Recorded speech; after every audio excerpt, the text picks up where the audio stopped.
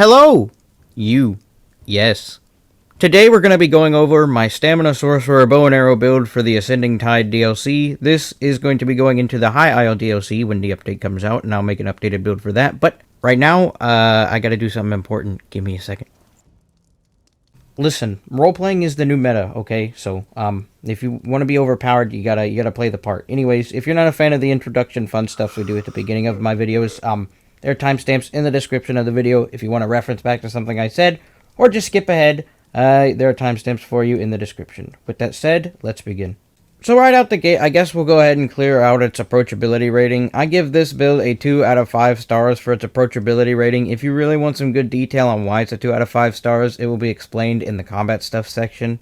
I'll leave you with it's more than just pressing snipe over and over again, and also you need to understand some combat mechanics. But like all my builds, it's a boatload of fun to play. If you're looking for a super sweaty, overpowered, unkillable god mode 1vx machine, free dry cleaning, tax evasion, ultimate, super, uber, whatever, no, this is not it. This is a build that is designed for people that want to have fun when playing this game. If you want to sweat, go play a dragonknight or templar and just press 3 abilities. Yes, I understand this video is a bit longer than some of my other build videos, but that is because I don't want to over-explain something and I don't want to under-explain something, because I feel every little bit to this build is vitally important in order for it to function properly. And yes, I do have a montage for this build video. Do keep in mind for the montages that I make, these are to showcase the strengths of the build, so just see some really good gameplay of it and some good clips that I got. And making montages nowadays is getting more and more difficult simply because everyone is either a tank or a healer and they just hold block and press like one ability and go back to full health, and it's really annoying. That, and I'm running out of all my non-copyrighted music, so I gotta go find some more songs. And montages with bow and arrows are very difficult to make because bow and arrows do not have the same kind of pacing that a sword or a staff does. And as a result, it feels like all the music that you try and sync up with a bow and arrow just doesn't work. It just doesn't want to work. So I may need to start doing gameplay commentaries instead of montages in the future for bow and arrow builds specifically, unless I find some really good music. So I'm sorry to say that I have to give up montages. I'm not going to give them up if I don't have to, but that's just the reality of the situation. Anyways, I do hope you enjoy this montage.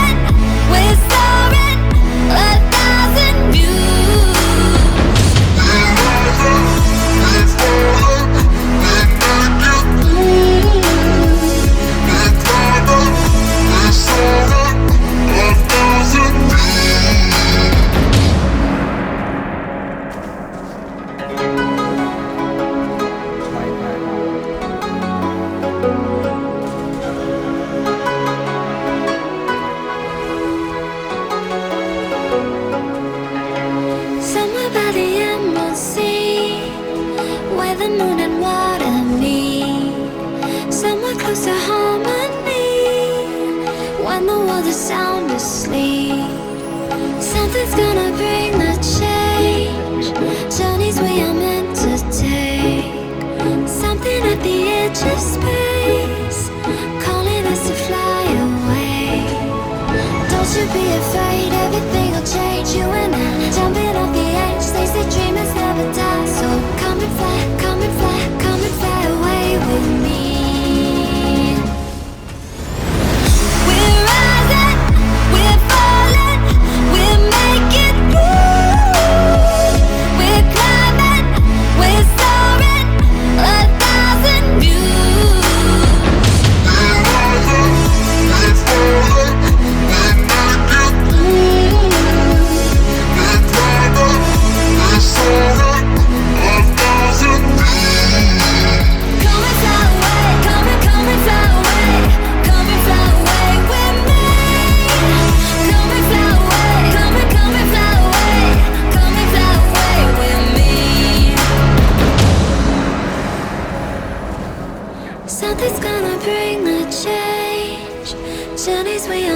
to take. Something at the edge of space, calling us to fly away. Do whatever the heck you please. You know, Minecraft in creative mode? What is going on? What is going on? Huh? Huh? What? Why did it log me out? What? What?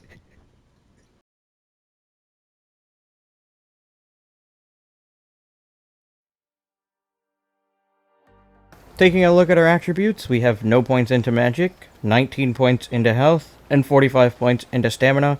These are the stats of the front bar unbuffed. These are the stats of the back bar unbuffed. You can pause if you need to see anything.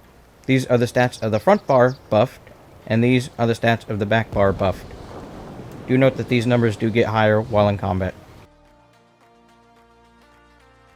On this build, we are Vampire Stage 3. We are Vampire Stage 3 for the passive Undeath, which gives us 30% more damage mitigation based off of our missing health. And since we are Vampire Stage 3, we get access to Vampirism Stage 2 and 1 passives, allowing us to utilize Stealth very effectively on this build. I use Stealth very often on this thing, but you have to be a vampire on this build, it's not negotiable.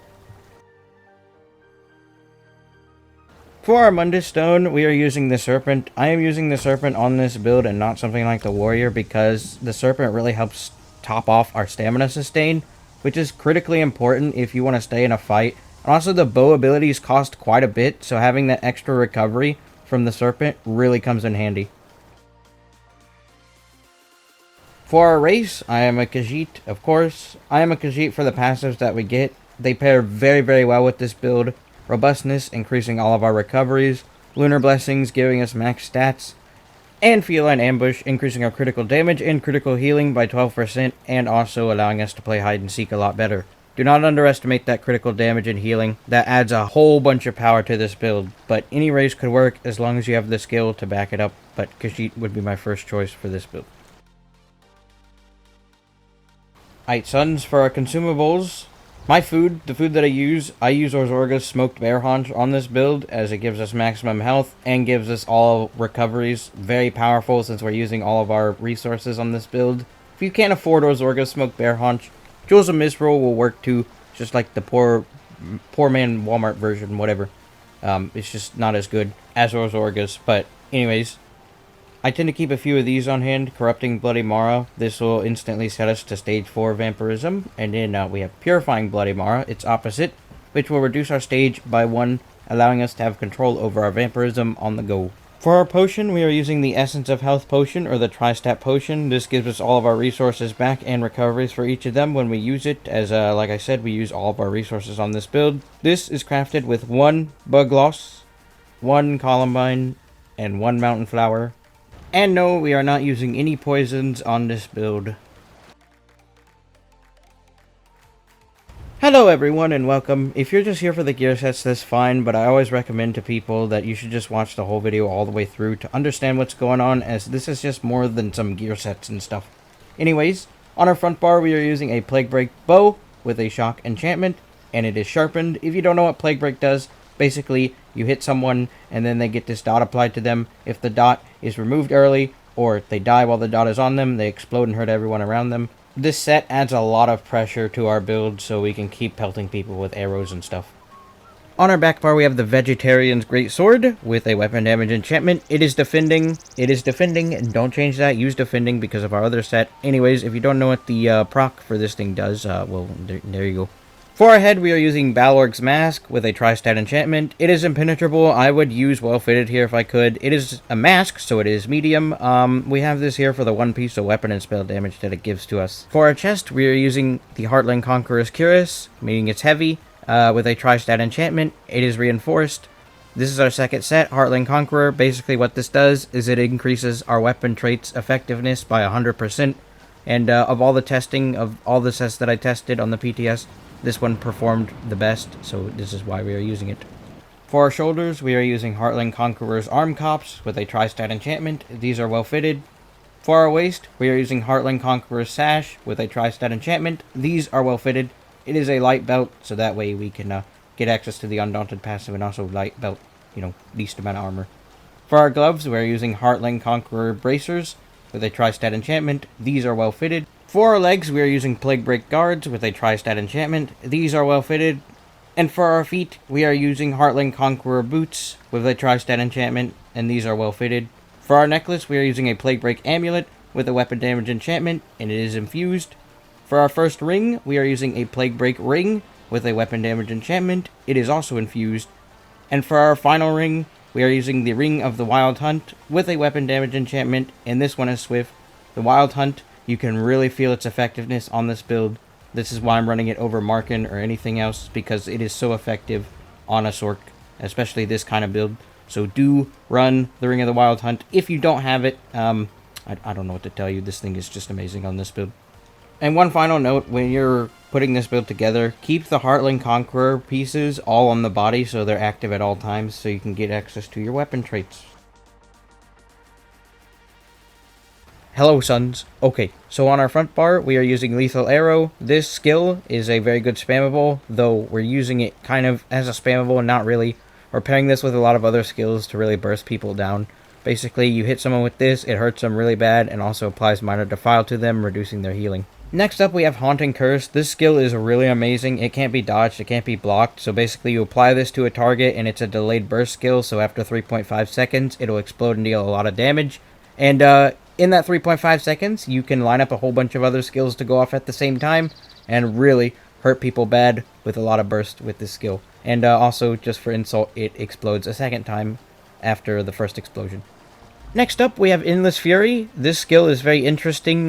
This is an execute delayed burst skill, so basically if you apply this to a target and they fall below 20% health within 4 seconds of it being applied to them, that's when the execute occurs. If they're already below 20% health when you apply this to them, it will deal the upfront execute damage, so you could just spam this on a low health target and it'll kill them eventually. And since this is going to be our finishing move, or like the last move that should hit them in the combo, we chose Endless Fury because it restores magic, which really helps with our mag sustain. And, did I mention, it's a ranged execute as well, so it's just even better, especially on a bow build. Next up, we have Crystal Weapon. This is an amazing skill. It's a bit to explain, but basically you just use this, your next light or heavy attack deals a lot of extra damage. Don't use Crushing Weapon, it is just not anywhere near as good as Crystal Weapon.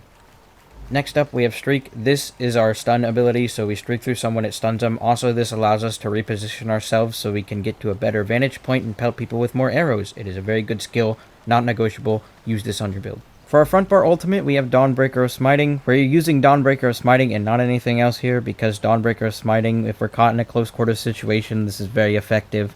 And also, while it's slotted, we get access to the Slayer passive, giving us 3% more damage. And that dot on Dawnbreaker is not something to be ignored. That has allowed me to secure a lot of kills and put a lot more pressure on people after I use it on them.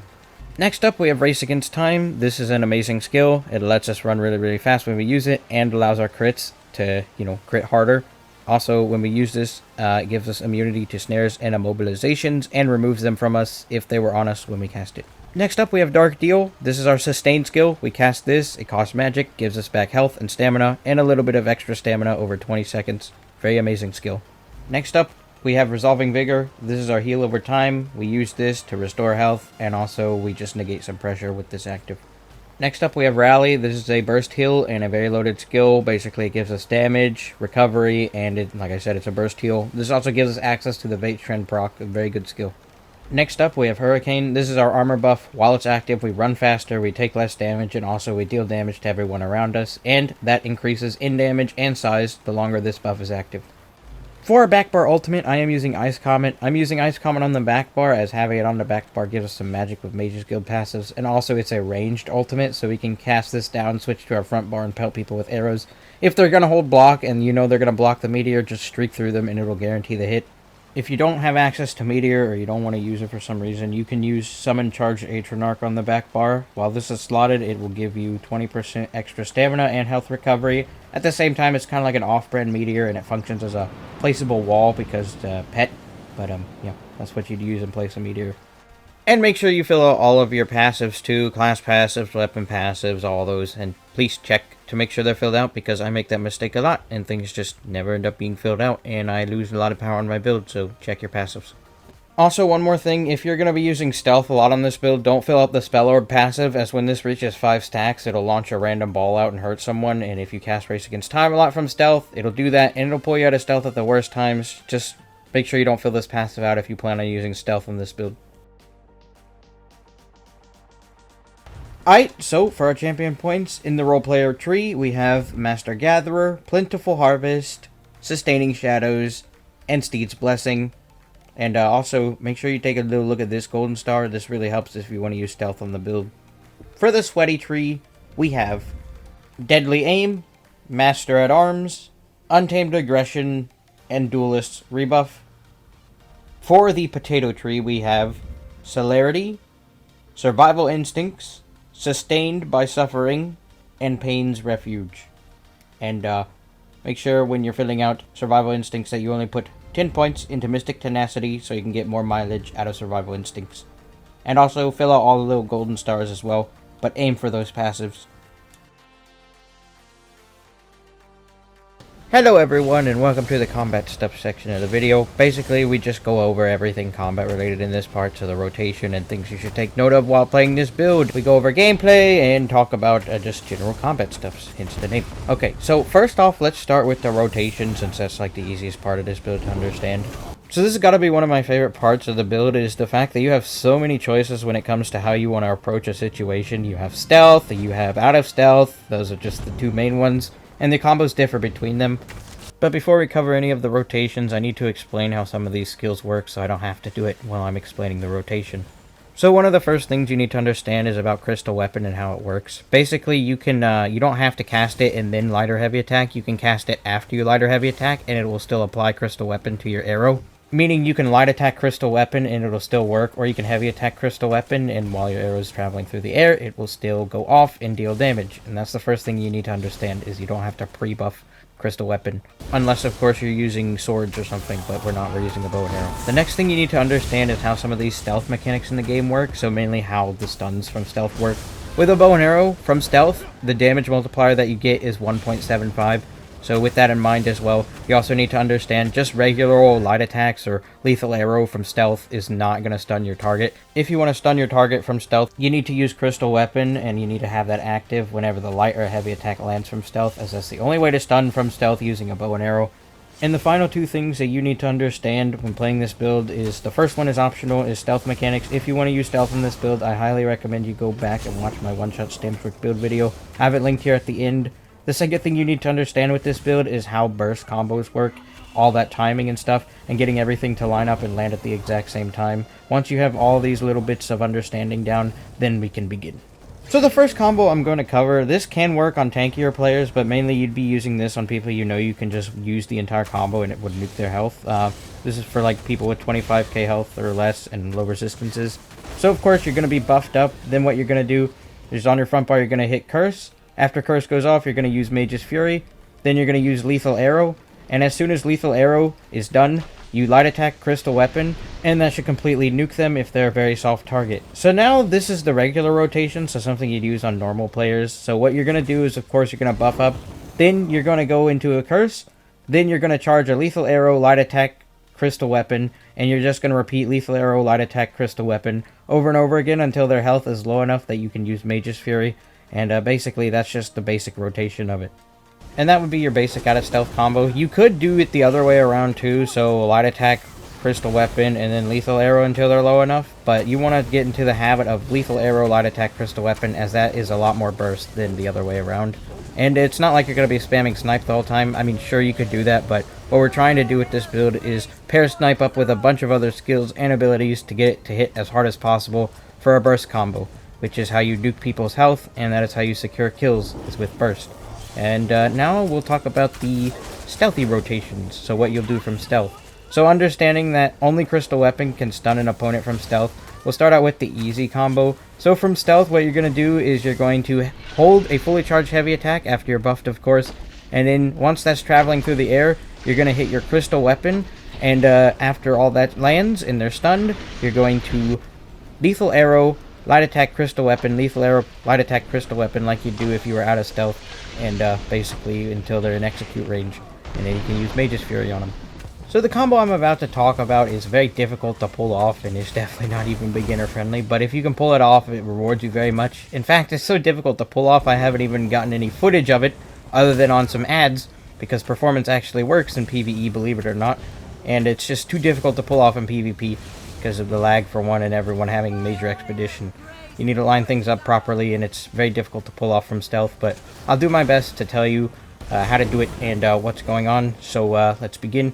So for this combo, what you're going to do is, of course, you're going to be in stealth, and you should probably be buffed up by this point, but what you're going to do is you're going to cast Lethal Arrow from stealth, and you're going to watch your character do the animation of Lethal Arrow, and right before he pulls his finger off of the bow and arrow string, that's when you're going to immediately tap the light attack button, and after you do the light attack, you're going to hit Crystal Weapon.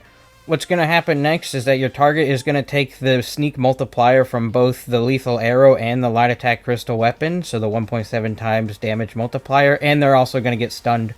And this happens because your light attack travels ever so slightly faster than Lethal Arrow does, so we can use that to our advantage to stun our target and get both the Lethal Arrow and the light attack Crystal Weapon to take the sneak multiplier from stealth with our bow and arrow, completely crushing and nuking our target. And if we had proc sets to pair with that, it'd be game over. And yeah, those are all of the little combos. I said earlier that there are plenty of other ways to engage a fight and start it and like pick and choose what you want to do. And I didn't cover all of them. Those are just good baseline ones to cover. I really wanted to cover the stealthy Lethal Arrow, light attack, Crystal Weapon, and all that stuff because I didn't get to cover it in my last bow build video that I did. But anyways, let's talk about the defensive side of this build.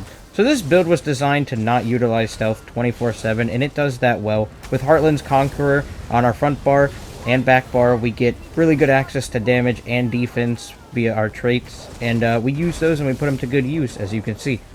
Surviving on this build comes down to your movement speed. You really need to understand how to move and position yourself with this build in order to stay alive. We have Heartland Conqueror and really high damage for good healing, in order to make that a little easier for us, so while we're moving around we can heal and be defensive. But it really does come down to your movement speed, as if you make really bad decisions like run into a crowd of 5 people and expect to go ham on them, that's not going to work. And if you're not using line of sight constantly and healing yourself and keeping your buffs up, of course you're going to die. But understanding that your survivability comes from keeping your buffs up and your ability to move around the map should be enough to keep you alive, as long as you don't do stupid things like pretend you're a dragonknight or a Templar and hold block and try and heal yourself. That doesn't work on this build because we're not overpowered defensively like they are. We have to constantly be on the move and constantly be watching out for things that are incoming. You really need to know how to read people's burst combos and understand what's coming in a fight in order to play this build really effectively. And when it comes to using your ultimates, just look for good openings and you just feel it out. It's really a feel kind of thing. Then once you start to really pick up on all the little things that come with playing this build, you'll be able to start executing those offensive combos in combat, and it'll feel so amazing. As if we're cradled and stuck on our back bar and forced to play defensive, that's when we're at our weakest, but we're at our strongest when we're pelting people with arrows and we can keep the pressure up like that. When it comes to picking your fights, be smart about it. This build can duel, and this build can fight outnumbered, but don't run into a group of, or just a Zerg and expect to go completely ham like you're in corrosive armor or something. It's not going to work with this build. And for those of you that are like, oh, it's a bow and arrow, I don't feel comfortable with using a bow and arrow because it's not meta, and it's not good enough, and it's just nowhere near the same power level as dual wield or two-handed. You'll be surprised. Once you put the bow and arrow on, you level the bow and arrow, you start using it, you combo it with other skills and abilities, and you get those burst combos off. You'll see that it really holds its own very well, and it is a very powerful choice. Also, it's a lot of fun to experiment and play with these newer kind of things. I'm sure I'll get bored of it eventually if I put it on enough builds, but at the moment, using a bow and arrow is so much fun, and I'd highly recommend that you give this build a try. If you just aren't sure, I recommend giving this build a try and putting it together. And if you haven't been able to piece it together by now, this is a single target focused build, so you're not going to be over here wiping groups with a Dawnbreaker, spin to win, and all that, no. And lastly, some things I would like to point out when you're using a bow and arrow, or things I find that help me a lot, is if you're trying to pelt someone with arrows and they're stacking on top of each other in like a 5-man group or something, I would recommend going into first person and lining up a shot that way, because it's a lot easier to aim your skills and abilities from range if you're in first person. Trust me, I know a lot of people are like, first person's not good enough, it's not meta enough, third person's where it's at. Yes, third person is a lot better if you're fighting outnumbered and you need to be constantly kiting and using line of sight so you can see what is coming in around you. But for first person, lining up a shot in first person is so valuable, and I'd recommend you at least give it a try. If you don't like it, you can always just stick in third person, but try and remember that if you're having trouble aiming with this build. And another note, this build will take some time to get used to. It's a bow and arrow, and if you have never used a bow and arrow before as your primary weapon, it will take some learning. It took me about a day to figure out how it works and figure out what I wanted to do with it exactly, but once I figured it out, and I realized what the bow and arrow was capable of with all the extra skills that you can combo with lethal arrow, I think I'll try and use a bow and arrow on some more builds in the future, and I'll just leave it at that. So this part of the video, I just want to clear some things up. That's why it's called the other stuff section, because I know people are going to have questions, and I want to go ahead and try and answer them, so I don't have to do it in the comments. I will do it in the comments if you guys seem genuinely confused, and I just failed to explain something properly, but here we go. So a lot of people in my stream are asking, why don't I just use Crystal Weapon and Crushing Weapon at the same time and then just do a heavy attack combo out of stealth with this thing? That's because you can't stack both Crystal Weapon and Crushing Weapon on top of each other anymore. ZeniMax changed that, so now it's going to prioritize the one that you casted the most recent. And so we just picked one, and we picked Crystal Weapon because it's just far better than Crushing Weapon. The second thing I want to clear up with this build is my testing with it. I tested a lot of things on the PTS. This was originally a Necromancer bow and arrow build, but I didn't like how it felt, so I just brought all the sets over to a Sorc and then started testing them there. And I found that Heartlands and Plague Break gave me the best defense to offense ratio of all the sets that I tested, and that is why we are using these sets in combination with one another. Feel free to make some changes to this build to fit your playstyle and what makes you feel the most comfortable when playing a bow build, but I found that Heartlands and Plague Break are the best choices in my opinion when it comes to playing a bow and arrow Sorc build. And yeah, that'll about wrap it up for all the additional notes. If you have any other concerns, questions, or whatever about this build, feel free to leave it in the comments section and let no one judge you. I'll try to do my best to answer it for you. And that will do it for our Stamina Sorky Porky Bow build for the Ascending Tide DLC. Like I said, for the High Isle DLC, I'll probably make an updated build guide for it, as this build is a lot of fun to play, and I look forward to playing it in the future, even next patch. And maybe next patch we can use the Oaken Soul Ring with the 1-bar Sorky Porky Bow build. Make it a 1-bar Sorky Porky Bow build, and it would work just fine, but yeah.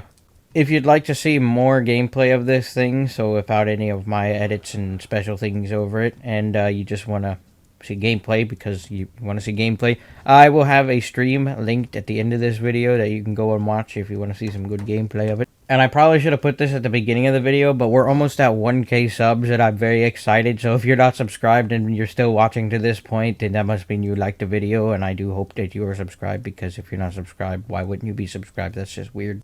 And I made this little skit, but I couldn't find anywhere to put it in the video, so here you go, you can have it right now.